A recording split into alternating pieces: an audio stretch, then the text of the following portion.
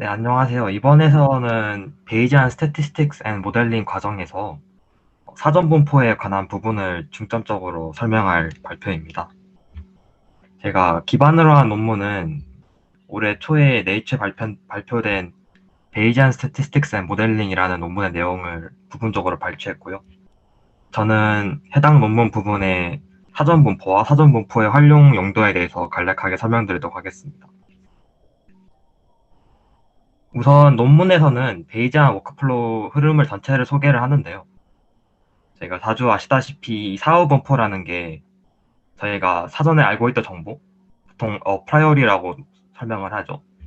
라고 칭한 사전 분포와 데이터로부터 추론할 수 있는 가능도의 그래프로 표현을 합니다.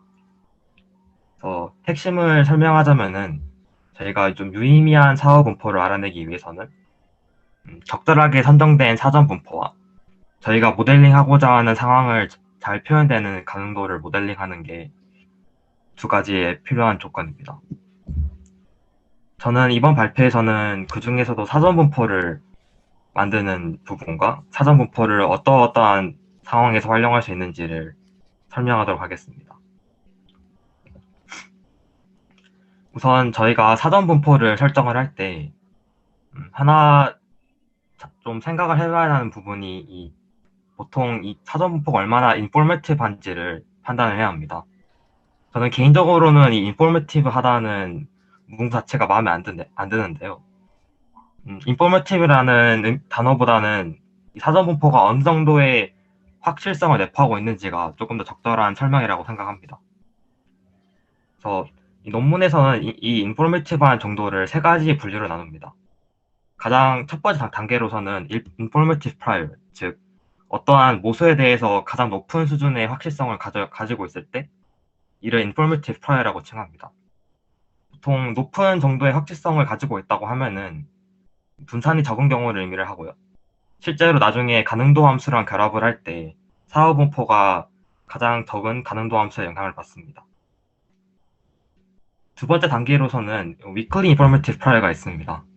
이는 인포메이티브 프라이어만큼의 높은 확실성을 가지고 있진 않지만 어느 정도의 확실성을 가지고 있고 이 위클리 인포메이티브 프라이어의 가장 큰 특징으로서는 가능도의 함수의 영향 정도가 데이터의 양에 따라 정해지는데요. 만약 저희가 가능도 함수를 모델링할 때 가지고 있는 데이터의 개수가 많으면은 사후 분포가 이에 맞게 사전 분포보다 가능도 함수에 조금 더 높은 비중을 가지고 있는 사전 분포의 유형을 위클리 인포메이티브 프라이어라고 칭합니다. 마지막으로 디퓨즈 프라이어가 있습니다. 이는 다른 말로는 non informative 프라이어라고도 칭하는데요. 실제로 사전 분포만으로 가지고 있는 확실성은 많지 않기 때문에 사후 분포는 가능도 함수에 의해서 크게 좌지우지되는 사전 분포의 유형을 디퓨즈 프라이어라고 칭합니다. 앞서 말한 이 세 유형의 인포메이티브한 사전 분포의 정도는 실제로 이 절대적으로 정량적으로 판단하는 게 아니라 이 무엇보다 저희가 모델링한 가능도 함수의 맥락 하에서 저희가 설정한 사전 분포가 어느 정도의 확실성을 가지고 있는지를 반영하는 것을 의미합니다. 그래서 앞서 말한 사전 분포가 가지고 있는 확실성을 어떻게 실제로 사후 분포에 반영되는지 확인해 볼 건데요. 맨 위에 있는 예제는 weakly identified 모델, 즉 저희가 가능도 함수만으로는 아직 높은 확실성을 가지지 못하는 상황을 설명합니다.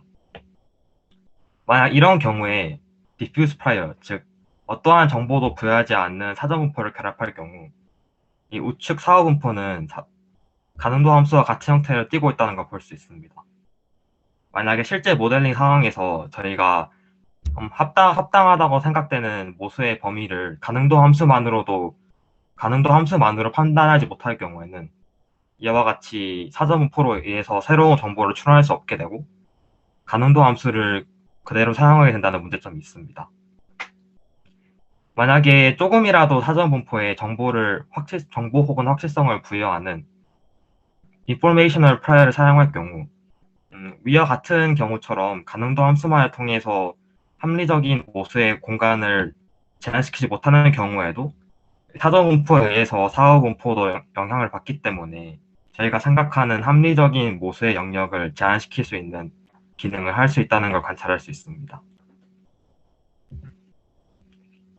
그렇다면 사전분포를 활용할 수 있는 첫 번째 예시로는 Variable Selection and Shrinkage Prior라는 활용도가 있는데요.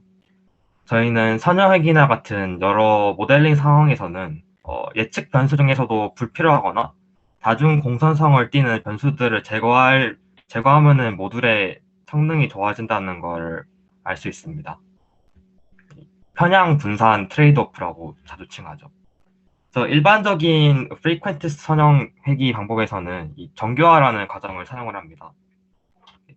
자주 들어보셨을 법한 리그레션 방법 중에서는 라쏘나 리지, 일레스틱 넷 등이 이에 포함되는데요. 이러한 정교화 방법의 핵심 용도는 아주 큰 회귀 개수들을 제한을 걸고 특정 임계값 이하의 회귀 개수들, 즉 회귀를 하는데 유의미하다고 판단되지 않는 회귀 개수들을 0으로 만들어버려서 모델에서 배제시키는 역할을 하게 됩니다. 그렇다면은 일반적인 frequentist regression에서는 정교화 방법을 통해서 회귀 개수의 제한을 걸어주는데요. 베이지안 선형회귀에서는 어떻게 똑같은 역할을 하게 되는지 한번 직접적으로 유도해 보겠습니다.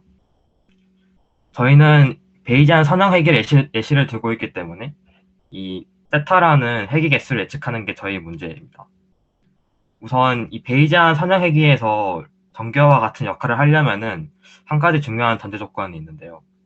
이 오차가 정규분포를 따른다는 가정이 필요합니다. 그렇다면 일반적으로 베이지안 회계에서 사용하는 MLE 관측은 가능도 함수에다가 유니폼 프라이어, 즉 그 어떠한 추가적인 정보를 부여하지 않는 상태에서의 추론을 의미합니다.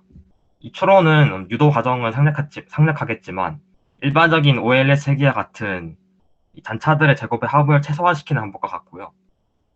만약 이 MLE 추정에다가 비균등 사전분포, 즉 다른 인포메이티브한 프라이어를 부여하게 될 경우 MAP 추정이 됩니다. 이 MAP 추정이라는 것은 사후분포 전체가 아니라 사후분포의 채빈값에 대해서만 추정을 하는 걸 의미를 합니다. 그렇다면 앞서 말한 L1, L2 정교화를 어떻게 베이지안 선형회계에서 구현을 할까요?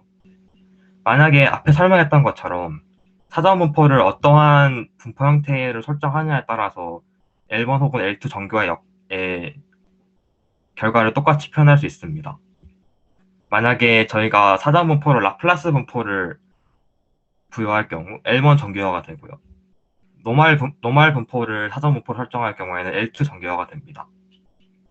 하지만 여기서는 한계점이 존재합니다. 앞에서 설명했던 것처럼 MAP 추정이기 때문에 사후분포 전체에 대한 추론이 아니라 사후분포의 채빈값에 대해서만 결과가 유효합니다. 저희는 베이지안 선형 회귀를 할 때 일종의 불확실성을 담고 있는 신뢰 구간을 산출하는 게 목적인데 이렇게 채빈값에 대해서만 추론을 하면은 사후분포 전체에 대해 유의미한 추론을 하는 게 불가능해집니다.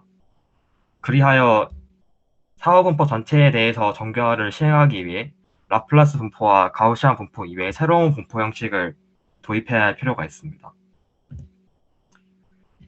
이를 구현하기 위해서 리츠와 라소 회귀를 분포 전체에 적용한 게 호스슈 프라이어 같은 새로운 사전 분포들인데요.